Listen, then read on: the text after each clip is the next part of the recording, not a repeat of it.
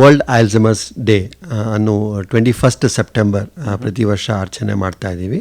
ಈ ಒಂದು ದಿನದ ಮುಖ್ಯ ಉದ್ದೇಶ ಏನಂದರೆ, ನಾವು ಆಲ್ಝೈಮರ್ಸ್ ಡಿಸೀಸ್ ಅಥವಾ ನಾವೇನು ಚಿತ್ತ ವಿಭ್ರಮ ಅಥವಾ ಏನು ಡಿಮೆನ್ಷಿಯಾ ಅಂತ ಏನು ಕರಿತೀವಿ, ಅದರ ಬಗ್ಗೆ ಜನರಲ್ಲಿ ಅರಿವು ಮೂಡಿಸುವಂಥದ್ದು, ಅದಕ್ಕೆ ಇರುವಂಥ ನೆರವು ಬಗ್ಗೆ ಜನರಲ್ಲಿ ಜಾಗೃತಿ ಮಾಡುವಂಥ ಉದ್ದೇಶದಿಂದ 1994ರಿಂದ ಈ ಒಂದು ದಿನ 21 ಸೆಪ್ಟೆಂಬರ್.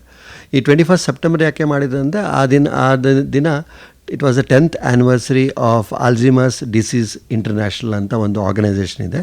ಅದರ 10ನೇ ವಾರ್ಷಿಕೋತ್ಸವ ಅಂಗವಾಗಿ ಆ ದಿನವನ್ನು ಅವರು ಘೋಷಣೆ ಮಾಡಿದರು. ಪ್ರತಿ ವರ್ಷ ನಾವು ಈ ದಿನವನ್ನು ನಾವು ಆಲ್ಝೈಮರ್ಸ್ ದಿನವನ್ನು ನಾವು ಆಚರಣೆ ಮಾಡ್ತೀವಿ ಪ್ರತಿ ವರ್ಷ.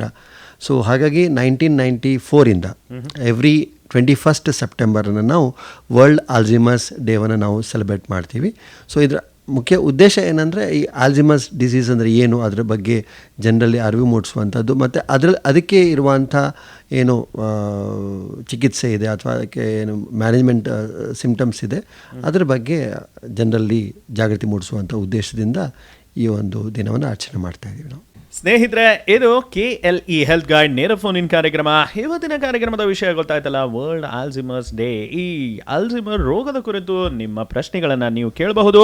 ಹಾಟ್ಲೈನ್ ಸಂಖ್ಯೆ 9019904904 ಈ ನಂಬರ್ ಮೇಲೆ ತಾವು ಕರೆ ಮಾಡಿ ಕಾರ್ಯಕ್ರಮದ ವಿಷಯದ ಕುರಿತು ಪ್ರಶ್ನೆಯನ್ನು ಕೇಳಬಹುದು. ನೀವು ಕೇಳೋ ಪ್ರಶ್ನೆಗಳಿಗೆ ಉತ್ತರವನ್ನು ಕೊಡಲಿದ್ದಾರೆ KLE ಶ್ರೀ BMK ಆಯುರ್ವೇದ ಮಹಾವಿದ್ಯಾಲಯ ಮತ್ತು ಆಸ್ಪತ್ರೆ, ಶಹಾಪುರ, ಬೆಳಗಾವಿಯ ಪ್ರಾಚಾರ್ಯರು ಮತ್ತು ವೈದ್ಯಕೀಯ ನಿರ್ದೇಶಕರಾದ ಡಾಕ್ಟರ್ ಸುಹಾಸ್ ಕುಮಾರ್ ಶೆಟ್ಟಿ ಅವರು.